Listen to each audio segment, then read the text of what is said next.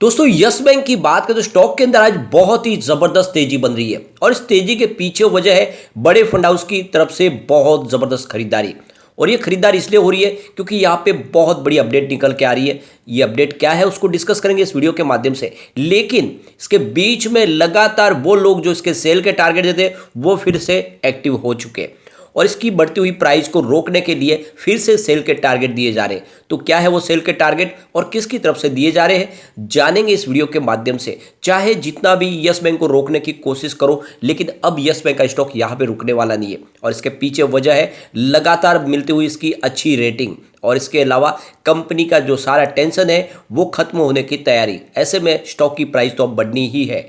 यहाँ पे आप देख सकते हो आरबीआई भी इसके ऊपर भरोसा करिए और इसीलिए जो डिजिटल करेंसी लॉन्च होने वाली है उसमें जो 5 बड़ी बैंक है उसमें यस बैंक को भी शामिल किया गया है। इसके अलावा रसिया और इंडिया का जो रूबेल और रुपीज का जो बिजनेस शुरू हुआ उसमें भी यस बैंक को सिलेक्ट किया गया है और इन सब के पीछे वजह है इनके पास जो है लेटेस्ट डिजिटल टेक्नोलॉजी। सबसे शानदार टेक्नोलॉजी फिलहाल यस बैंक के पास है और इसी वजह से यहाँ पे यस बैंक को काफ़ी बहुत ज़्यादा अचीवमेंट हो रही है। लगातार बिजनेस में तेजी से आगे बढ़ रहे हैं, उसके बावजूद भी यहाँ पे प्राइस को रोकने के लिए लगातार सेल के टारगेट दिए जा रहे हैं। तो लेटेस्ट जो सेल के टारगेट है उनको भी डिस्कस करेंगे और आगे की संभावनाओं को तलाशेंगे। जो लेटेस्ट अपडेट है उसको भी डिस्कस करेंगे। सबसे पहले अभी लगभग 12:30 के आसपास का टाइम है।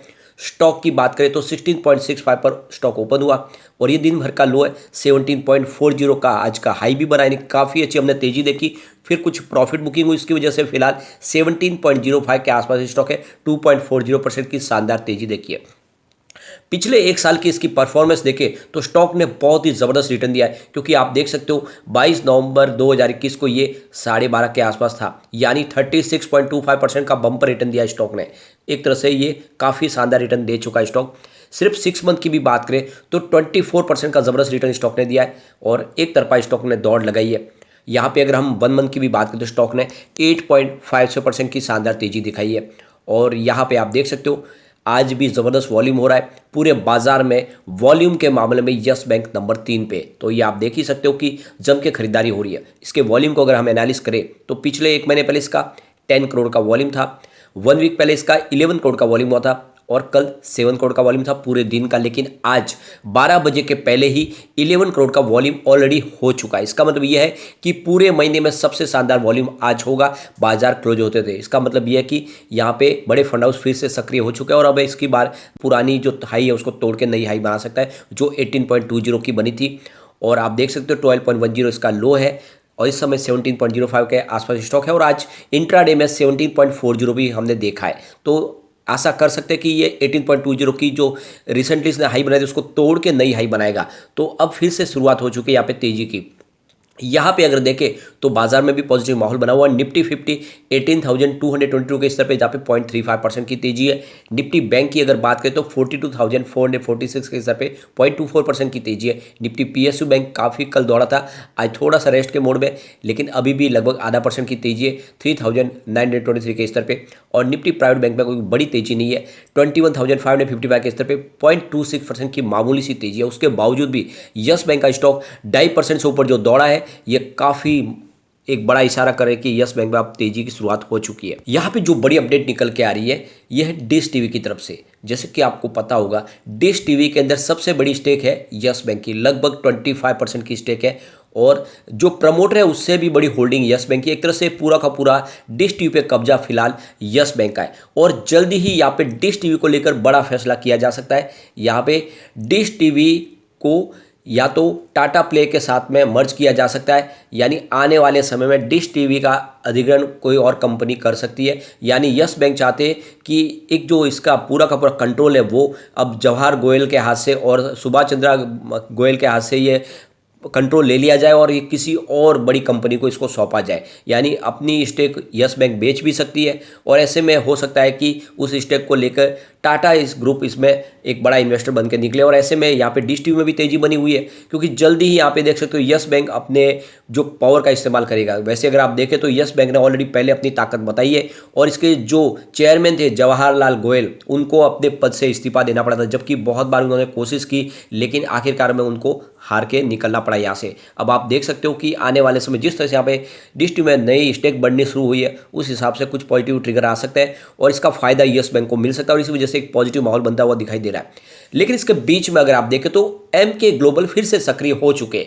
ये एमके ग्लोबल जो पिछले 2 साल से लगातार यस बैंक के पीछे पड़े हुए, लगातार सेल के टारगेट थे, उनके जो सेल के टारगेट वही का वही है। अब भले ही इस समय स्टॉक 17 के आसपास हो, लेकिन फिर भी उनकी तमन्ना है कि स्टॉक फिर से 12 के आसपास आए और इसीलिए वो आज रिसेंटली देख सकते हो उनका लेटेस्ट टारगेट है, आज की डेट देख सकते हो 12 का टारगेट फिर से लेके आ गए। उनके हिसाब से ये 12 में जाएगा, यानी भले ही आप देख सकते हो कि यहाँ पे एडवेंट और कार्लियल को 15.40 की प्राइस से ही भले शेयर क्यों ना दिए जाए, उसके बावजूद भी उनके हिसाब से जो प्राइस है वो 12 की होनी चाहिए। और आप देख सकते हो सेंटीमेंट बिगाड़ने की कोशिश कर रहे थे और इसी वजह से जो आज एक तरह से बहुत ही शानदार तरीके से तेजी बननी शुरू हुई थी, उसमें थोड़ा सा आपको एक देख सकते हो कि दबाव बनता हुआ दिखाई देगा, क्योंकि लोग उनकी बातों में आ जाते हैं और जब ये एक तरफ पॉजिटिव माहौल बनने लगा तो इन्होंने अपना सेल का टारगेट लेकर आ गए और इसी वजह से थोड़ा सा यहाँ पे आप देख सकते हो स्टॉक की जो तेजी बनी थी उस पर थोड़ी सी रुकावट दिखाई दे रही है। लेकिन इस गिरावट का भी आपको फायदा उठाना चाहिए और खरीदारी करनी चाहिए, काफ़ी मजबूत है इस लेवल पे। यहाँ पे देख सकते हो मोतीलाल ओसवाल की तरफ से भी हेमांग जानी है, उनका कहना है कि आपको यस बैंक की बजाय आईडीएफसी फर्स्ट बैंक में निवेश करना चाहिए। वैसे उन्होंने अपनी राय रखी है, लेकिन फिर भी कुछ सेंटीमेंट निगेटिव होते रहते हैं इससे।